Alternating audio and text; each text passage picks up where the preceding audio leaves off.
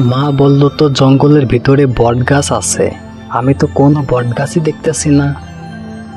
তাহলে বট গাছটা কোথায়? যাই আর একটু গভীরে গিয়ে দেখি।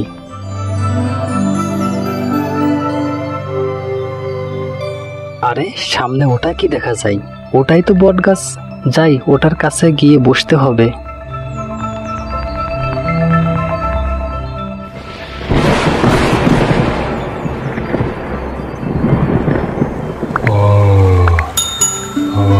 হঠাৎ করে এত বৃষ্টি শুরু হয়ে গেল।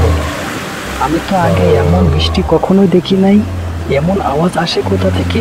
মনে হচ্ছে কোনো মানুষের আওয়াজ। কিন্তু এই গভীর জঙ্গলে মানুষের আওয়াজ আসে কোথা থেকে দেখি তো।